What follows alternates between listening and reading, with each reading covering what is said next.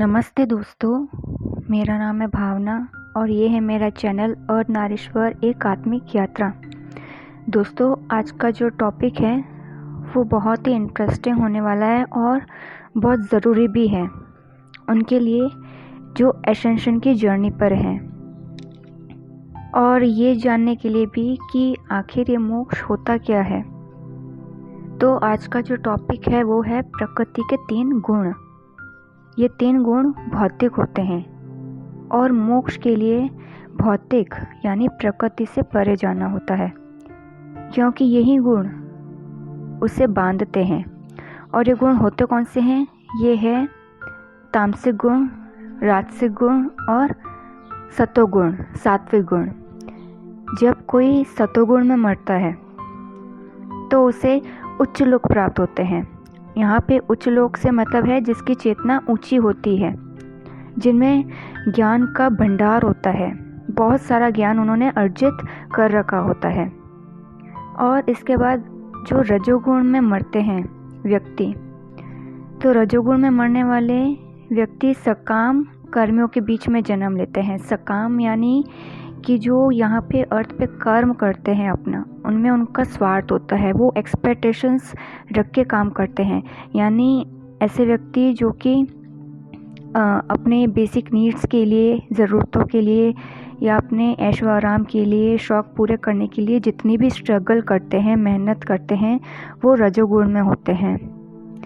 और अगर ऐसे व्यक्ति जो रजोगुण में ही मर जाते हैं तो दोबारा जब जन्म लेते हैं तो उसी चेतना में रह के जन्म लेते हैं, उनकी वही चेतना रहती है। और इसके बाद आता है तमोगुण। तमोगुण में मरने वाले व्यक्ति जो होते हैं वो पशु योनि में जन्म लेते हैं। अब आप सोचेंगे कि पशु योनि का मतलब कि वो कुत्ते बिल्ली बनते हैं या कोई और पशु बनते होंगे। नहीं, पशु योनि का यहाँ पे सांकेतिक मतलब है। पशु योनि में जन्म लेना, जैसे कि पशु आप देखते हैं बाहर की कैसा जीवन जी रहे होते हैं। वो सिर्फ खाते पीते हैं, अपना इधर उधर घूमते हैं, बच्चे पैदा करते हैं, सेक्स करते हैं, यही उनका जीवन होता है। क्या आपने पशुओं को कभी मोक्ष पाने के लिए सोचते हुए देखा है? या आपने ये देखा है कि पशु जो होते हैं बाहर, वो मोक्ष प्राप्त करने की इच्छुक होते हैं, उनमें जिज्ञासा होती है मोक्ष पाने की? नहीं ना, उनकी लाइफ बस यहीं तक रहती है कि वो जन्म लेते हैं, अपनी बेसिक नीड्स को पूरा करते हैं, बच्चे पैदा करते हैं, बस। तो ऐसे लोग जो इस तरीके से पशुओं की मानसिकता जैसे होती है उस तरह का जीवन जीते हैं, जिनको बस अपनी बेसिक नीड्स पूरी करनी है, जो सिर्फ बच्चे पैदा कर रहे हैं, सेक्स कर रहे हैं, या जो भी अपनी स्ट्रगल करे अपनी शौक़ को पूरे करने के लिए, जो तमोगुण या रजस गुण में ही हैं, अटके हुए हैं, लिप्त हैं इन दोनों गुणों में, वो पशु योनि में जन्म लेते हैं। यानी उस तरह की चेतना में ही जन्म लेते हैं। पशु योनि की चेतना उनकी होती है, तब मरते हैं, और दोबारा जब जन्म लेते हैं तो उसी चेतना के साथ जन्म लेते हैं जो पशुओं की होती है। यहाँ पे ये अर्थ है पशु योनि से, क्योंकि जो ये तीनों गुण होते हैं, तमस, रजस और सतोगुण, ये तीनों प्रकृति के ही अंतर्गत आते हैं। और जो इन 3 गुणों को पार कर जाता है उसे ही मोक्ष मिलता है। जो इन गुणों को पार कर जाता है और जो इससे परे चला जाता है उसे ही मोक्ष कहा जाता है। और ऐसे व्यक्ति का जो आचरण होता है वो आखिर होता कैसा है? क्या लक्षण होते हैं उस व्यक्ति के जो प्रकृति के इन 3 गुणों को पार कर जाए? ऐसे व्यक्ति के जीवन में अगर प्रकाश है, प्रकाश यानी बहुत सारा ज्ञान है, या उसको कहीं तरह से आसक्तियाँ हैं या मोह है, अगर इन 3 गुणों के उपस्थित होने पर ना तो उनसे वो घृणा करता है और ना ही उनमें लिप्त होता है। मतलब अगर प्रकृति के गुण उसमें हैं तो ना ही वो उनसे घृणा करता है, अगर वो गुण लुप्त हो जाते हैं, नहीं रहते हैं उसके जीवन में, तो वो उनकी इच्छा भी नहीं करता है। वो अपने आप में स्थिर होता है, समभाव में होता है और सुख दुख को एक समान मानता है। ऐसा व्यक्ति जो मिट्टी, पत्थर, सोने को समान दृष्टि से देखता है। वो ये नहीं कहेगा कि एक चीज़ बहुत मूल्यवान है तो दूसरी नहीं है। जैसा कि मिट्टी को लेके लोगों की सोच ऐसी रहती है कि मिट्टी तो सिर्फ मूल्यवान नहीं है, पर सोना बहुत कीमती होता है, मूल्यवान होता है। पर ऐसा व्यक्ति जो तीनों में समान दृष्टि से देखता है,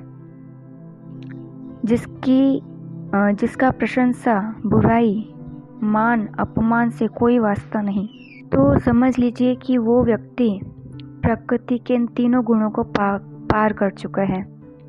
और ऐसे व्यक्ति को प्रकृति के गुणों से अतीत कहा जाता है, यानी उसे अब मोक्ष मिल चुका है। इन 3 गुणों को समझाने के लिए मैं एक कहानी यहाँ पे बताना चाहूँगी, जो कि आचार्य प्रशांत जी ने बताई है, जो कि रामकृष्ण परमहंस जी की ही है। तो कहानी इस तरह से है कि जंगल के 3 लुटेरे हैं। जंगल प्रकृति का है, उसमें 3 लुटेरे हैं, यानी जो ये संसार है वो क्या है, जंगल, और यही प्रकृति है। तो उस जंगल में जो 3 लुटेरे होते हैं, एक का नाम है तम्मा, एक का नाम है रजो, और एक का नाम है सत्तु, यानी सत्वगुण। प्राकृतिक जंगल है तो बहुत बड़ा है, आप देखते हैं संसार कितना बड़ा और उसकी माया कितनी प्रबल है, और उसमें ये 3 लुटेरे हैं, घूमते हैं। तो ये 3 लुटेरे करते क्या है, इनका काम क्या है? इन 3 लुटेरे को काम है कि जो भी यात्री इस जंगल से निकलता है ये उसको लूटते हैं। अब यात्री यहाँ पे कौन है? हम, जो कि बार बार हम जन्म लेते हैं इस पृथ्वी पर ताकि हमें मोक्ष मिले। पर ये तीनों गुण व्यक्ति को अलग अलग तरीके से लूटते हैं, तीनों का तरीका अलग है। तो अब तमोगुण जो यात्री होता है उसको कैसे लूटता है? तमोगुण कहता है यात्री को कि अब यहाँ पे आए हो इस पृथ्वी पर तो यहीं रहो, आगे कहाँ जा रहे हो, लो ये पी लो। तो यहाँ जो पी लो कह रहे हैं तमोगुण, वो है भोग के लिए, कि भोगते ही रहो, भोगते ही रहो। यहाँ पे आए हो, जो यहाँ माया दिख रही है, जो चीज़ मिल रही है भौतिक है, वो उसे भोगते रहो। तो तमोगुण में व्यक्ति बहुत आसक्त हो जाता है, लिप्त हो जाता है, वो बस भोगने का ही काम करता है। इस तरीके से जो तमोगुण होता है व्यक्ति को लूटता है, यानी उसे आगे पथ पर बढ़ने नहीं देता है, उसको उसकी एसेंशन की जर्नी में आगे नहीं बढ़ने देता है। तमोगुण में ऐसा व्यक्ति भी होता है जो बिल्कुल भी परिश्रम नहीं करता है, उसको बस बैठे बिठाए चाहिए। जैसा कि मैंने अभी एग्जांपल दिया था पशु योनि का, कि पशु कैसे करते हैं। तो तमोगुण वाले व्यक्ति होते हैं जो अपना गुजारा पूरा करने के लिए जो श्रम भी नहीं कर सकते हैं, बस आलस, बस बैठे बिठाए मांगे जो उनको देके जाता है बैठे बिठाए, बस वो भोगते रहते हैं उसको, वो तमोगुण में होता है। इसके उलट जो रज का तरीका होता है, जो रजोगुण होता है, तो रजोगुण जो होता है वो यात्री को कहता है, वो डराता है यात्री को, वो कहता है भाग, जितना भाग सकता है भाग। और जो यात्री होता है तो वो भागते रहता है, भागते भागते वो अपनी दिशा भटक जाता है, भूल जाता है, गलत दिशा में भागता है। और जहाँ वो जाकर किसी दलदल में गिर जाए भागते भागते, तो वो उसी दलदल में फंस जाता है। दलदल यानी कि बहुत कुछ पाने के लिए व्यक्ति गलत काम कर देता है, गलत कर्म कर देता है। और व्यक्ति जितने बुरे कर्म करता है, पाप करता है, तो उसका कर्मा बैगेज बढ़ जाता है, तो वहीं फंस जाता है जो रजोगुण में होता है। और जब वो दलदल में गिर जाता है, फंस जाता है, तो फिर उसको जो रजोगुण होता है, जो लुटेरा होता है, उससे लूट लेता है। यानी जो रजोगुण इसी तरीके से लूटता है जो व्यक्ति यहाँ आता है पृथ्वी पे, जो रजोगुण में होता है। अब जो सत्व होता है, जो कि लुटेरा होता है, सत्वगुण, उसका तरीका इन दोनों से अलग है, यानी तमो और रजो से। वो कहता है कि मुझे ज्ञान हो गया है, मुझे लूटने वगैरह में कोई रुचि नहीं है। वो यात्री से कहता है कि मैं तुझे जंगल से बाहर छोड़ आऊँगा, बस रास्ते भर तू मेरी बात सुनता रहे और तारीफ़ें करता रहे। तो यहाँ अर्थ ये है कि जो सत्वगुण में होता है वो तामसिक और राजसिक गुण से तो बाहर आ ही जाता है, पर उसे इतना ज्ञान हो जाता है, वो जब एसेंशन की जर्नी में कोई होता है तो वो ज्ञान उसे बहुत ज़्यादा हो जाता है। गुरु की संगत में रह के या आध्यात्मिक ग्रंथों का अध्ययन करते करते तो जो ज्ञान होता है वो अहंकार को बढ़ावा देता है, और अहंकार में सत्वगुणी व्यक्ति को प्रशंसा पाने की बहुत इच्छा होती है। तो सत्वगुण व्यक्ति जो लुटेरा होता है, सत्तू, वो कहता है तू तारीफ भी मत कर, तू बस मेरी बात सुनता रहे। इतने में जो यात्री होता है खुश हो जाता है। सत्वगुण कहता है तू इन दोनों के चक्कर में मत पड़, यानी तमस और रजस के। ये तमा, ये रज्जो नालायक है, लुटेरे हैं। मैं लुटेरा नहीं हूँ, तू मेरे साथ था। और वास्तव में अगर रुपए पैसे की दृष्टि से देखा जाए तो ये जो सत्तू है, सत्वगुण, ये लूटता कुछ नहीं है। ये यात्री को जंगल से बाहर छोड़ाता है। यानी जो सत्वगुण होता है वो तमस और रजस से तो बाहर निकाल लेता है, लेकिन चुपके से अपने लिए कुछ ले लेता है।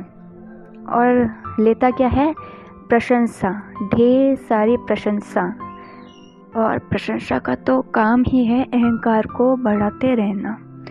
तो ये 3 गुण हैं प्रकृति के। इन तीनों में सत्वगुण श्रेष्ठ माना गया, क्योंकि वो यात्री को जंगल से बाहर निकाल देता है, यानी संसार से तो बाहर निकाल देता है। लेकिन यह भी कहा गया है कि सत्वगुण के चक्कर में मत पड़ना, क्योंकि उसमें भी अहंकार तो बचा हुआ ही है। तो अहंकार किस बात का? कि हम ज्ञानी हैं। सत्वगुण वाला यही सोचता है कि उसमें बहुत ज्ञान है, लोगों को बस उसे सुनते रहना चाहिए और उसकी तारीफें करती रहनी चाहिए। ज्ञान का बड़ा सुख होता है, तुम ज्ञान बांट रहे हो, सत्वगुणी ज्ञान बांटता है। फिर ज्ञान के कारण ये भी होता है कि सत्वगुण वाला व्यक्ति उल्टे पुल्टे चक्रों में नहीं पड़ता है, क्योंकि अब ज्ञान है। इसलिए तमा की तरह सत्वगुण वाला व्यक्ति क्या नहीं करेगा? शराब नहीं पिएगा, आलस नहीं करेगा, बेहोशी में अपना जीवन व्यतीत नहीं करेगा।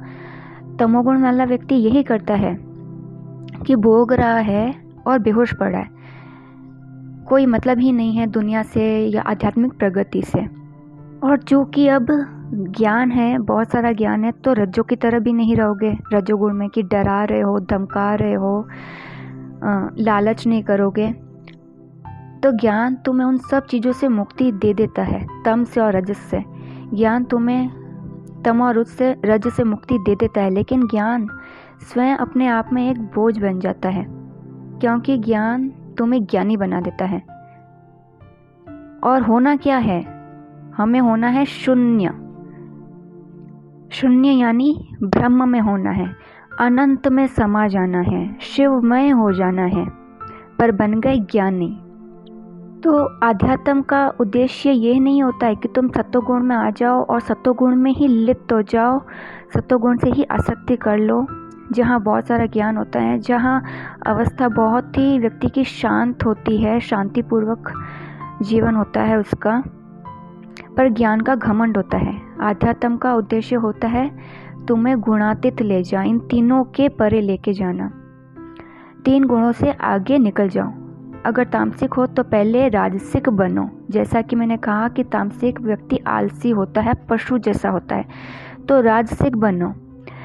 राजसिक हो तो सात्विक हो जाओ, और अगर सात्विक हो गए हो तो यहीं मत रुको, सात्विकता पे ही आपके मत रुक जाओ। तो सत्वगुण का बस इस्तेमाल करना है प्रकृति के जंगल से बाहर आने के लिए। सत्वगुण का भी सिर्फ इस्तेमाल करना है, उसको पकड़ के नहीं बैठ जाना है, उसमें लिप्त नहीं हो जाना है, क्योंकि सत्वगुण भी बसता कहाँ है? जंगल में ही रहता है। वो भी जंगल से बाहर वो भी नहीं आ रहा है, क्योंकि प्रकृति का ही गुण है सत्वगुण, तो प्रकृति में ही रहता है। पर मोक्ष के लिए हमें इन प्रकृति के इन 3 गुणों के परे जाना होता है। तो पूरे आध्यात्म का मकसद क्या है? कि ज्ञान का इस्तेमाल करके रज और तम को हटाओ, और फिर इस ज्ञान को भी विदा कर दो, यानी सत्वगुण को भी विदा कर दो। क्योंकि कहीं लोग जब सत्वगुण में आ जाते हैं तो उनको ये इल्यूजन हो जाता है कि उन्हें मोक्ष मिल चुका है।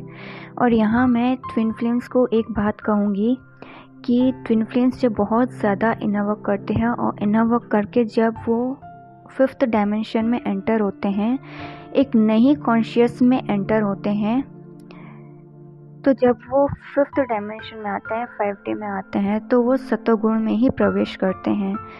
और सतोगुण में आके ट्विन फ्लेम्स को भी कहीं ना कहीं ये लगता है, क्योंकि एक तो उनकी अवस्था कैसी होती है, बहुत ज़्यादा शांत अवस्था हो जाती है, बैलेंस्ड होते हैं अंदर से, और बहुत सारे जो कि स्पिरिचुअलिटी से जुड़े वीडियोस देखते हैं, बहुत कई तरीक़ों से जहाँ से भी वो ज्ञान लेते हैं, तो ज्ञान का भंडार उनमें होता है, बहुत सारा नॉलेज उनको हो जाता है।